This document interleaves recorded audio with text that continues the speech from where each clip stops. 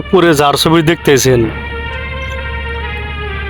তার মা বাবা অনেক কষ্ট করে তার লেখাপড়া করাইছেন